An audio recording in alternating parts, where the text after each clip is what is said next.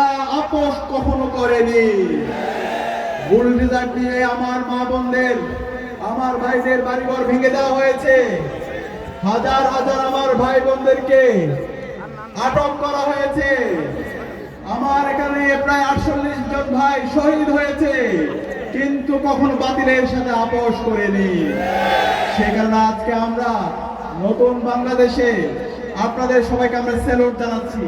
আমার মা বোনদেরকে আমি সালাম জানাচ্ছি, স্যালুট জানাচ্ছি। সারা বাংলাদেশের মুক্তিকামী ছাত্র জনতা, যুবকরা আজীবন শ্রদ্ধার সাথে আপনাদের কুরবানির কথা, আপনাদের আত্মত্যাগের কথা, আপনাদের শাহাদাতের কথা শ্রদ্ধার সাথে স্মরণ রাখবে ইনশাআল্লাহ।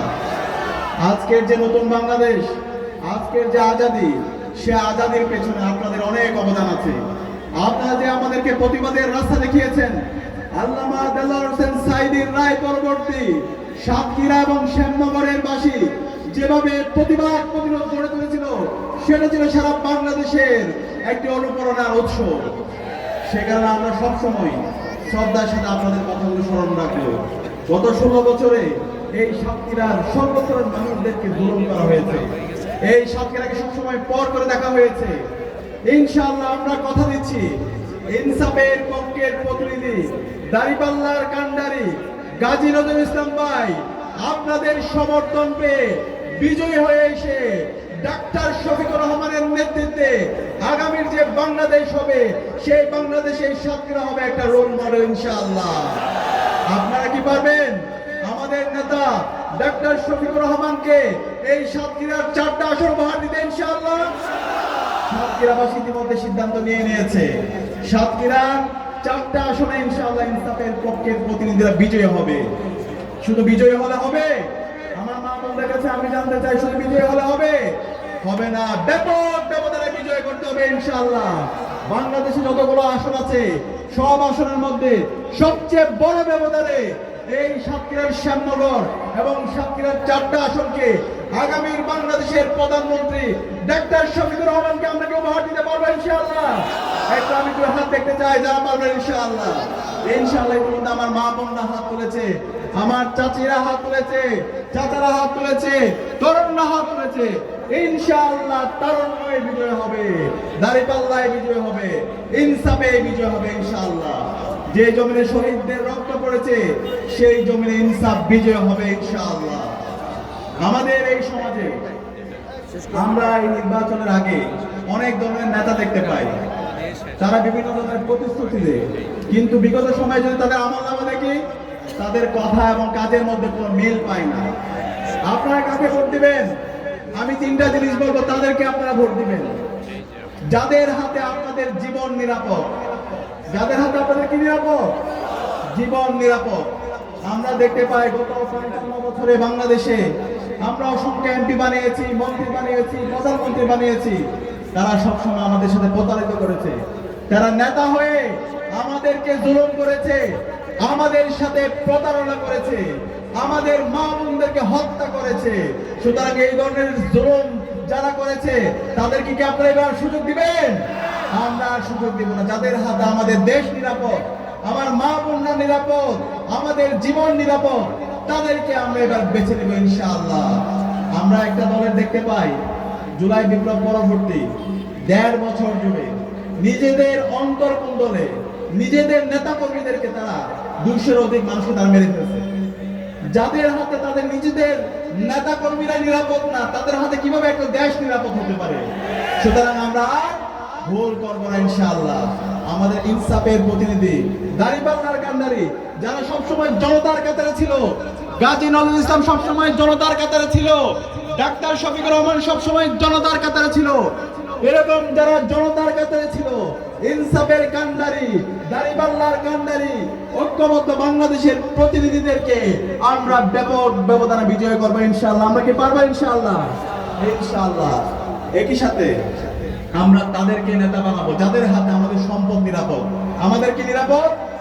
সম্পদ নিরাপদ। আমরা দেখতে পাই একটা দল, তারা সব সময় এই চাঁদাবাজি, টেন্ডারবাজি, রাহাজানের মাধ্যমে আমাদের জীবনকে দুর্বিষহ করেছে।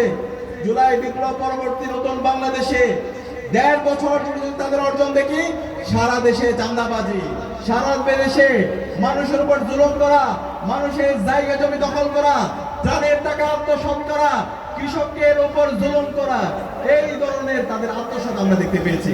সুতরাং যাদের হাতে আমাদের সম্পদ নিরাপদ না, তাদেরকে কি আমরা আমাদের নেতা বানাবো? আমরা বানাবো না। আমরা এমন লোককে নেতা বানাবো যাদের হাতে আমাদের সম্পদ নিরাপদ, যাদের হাতে আপনাদের জন্য রাষ্ট্রীয় কোষাগার থেকে যে অর্থ আসবে তার একটা পয়সাও মেরে খাবে না। ইতিমধ্যে আমরা প্রমাণ করেছি আপনাদের নেতা, শ্যামনগরের মাটি ও মানুষের নেতা গাজী নজরুল ইসলাম ভাই 2 বার এমপি ছিল, আপনাদেরকে একটা পয়সাও মেরে খেয়েছে? একটা পয়সাও মেরে খায় নাই। আমাদের 2 জন মন্ত্রী ছিল, 3টা মন্ত্রণালয়ে তাদের দায়িত্ব ছিল। শহীদ মাওলানা মতিউর রহমান নিজামী, শহীদ আলী হাসান মোহাম্মদ মুজাহিদ যেই সময়ে বাংলাদেশ দুর্নীতিতে চ্যাম্পিয়ন হয়েছে, সেই সময়ে এই 2 জন মন্ত্রীর বিরুদ্ধে একটা পয়সার দুর্নীতি কেউ দেখাতে পারেনি। সুতরাং আমরা প্রমাণ করেছি, আমরা কথা রেখেছি। সুতরাং আমরা এমন কাউকে আমাদের প্রতিনিধি বানাবো, নেতা বানাবো, যাদের হাতে আমাদের সম্পদ নিরাপদ, যারা সবসময় আপনার নিরাপত্তার জন্য আবু সাঈদের মতো তাদের 2 হাতকে প্রসারিত করে দাঁড়িয়ে যাবে। সুতরাং আমরা আমাদের গাজী নজরুল ইসলাম ভাইকে কি পারবো ইনশাআল্লাহ ব্যাপক ব্যবধানে বিজয় করতে? ইনশাআল্লাহ। দ্বিতীয়ত আমরা তাদেরকেই আমাদের নেতা বানাবো, আমাদের এমপি বানাবো, যাদের হাতে আমাদের ইজ্জত, যাদের হাতে আমাদের সম্মান সেটা বাঁচবে। আমরা দেখতে পাই এই জুলাই বিপ্লব পরবর্তী বাংলাদেশ জুড়ে একটা দল সারা দেশব্যাপী দর্শন, সারা দেশব্যাপী আমার মা বোনদেরকে বিভক্ত করার হুমকি দিচ্ছে। যাদের হাতে আমার মা বোনরা নিরাপদ না, যাদের হাতে নারীরা নিরাপদ না, তাদেরকে কি আমরা আমাদের নেতা বানাবো? আমরা এই ভুল করবো না। বরং যাদের হাতে আমার মা বোনরা নিরাপদ, আমার মা বোনরা দেশের যে কোনো প্রান্তে যেতে পারবে, কিন্তু কেউ তাদের উপর হাত তোলার কেউ সাহস করবে না, তাদেরকে কেউ টিজিং করার সাহস করবে না, এবং শাসককে আমাদের নেতা বানাবো ইনশাআল্লাহ। সুতরাং এই 3টা কাজ যদি দেখি, এই 3টা কাজ আমাদের নেতারা ইতিমধ্যে তারা প্রমাণ করেছে। তাদের কথা এবং কাজের মধ্যে তারা প্রমাণ করেছে আমাদের নেতাদের হাতে আমাদের জীবন নিরাপদ, আমাদের সম্পদ নিরাপদ, এবং আমাদের ইজ্জত সেটা নিরাপদ ইনশাআল্লাহ। আমরা কথা দিচ্ছি আগামীতে ডক্টর শফিকুর রহমান নেতৃত্বে যে বাংলাদেশ বিনির্মাণ হবে, সেই বাংলাদেশ আমরা 1 বছরের মধ্যে বাংলাদেশের চেহারা পরিবর্তন করে দেব ইনশাআল্লাহ। আমরা ইতিমধ্যে কথা রেখেছি।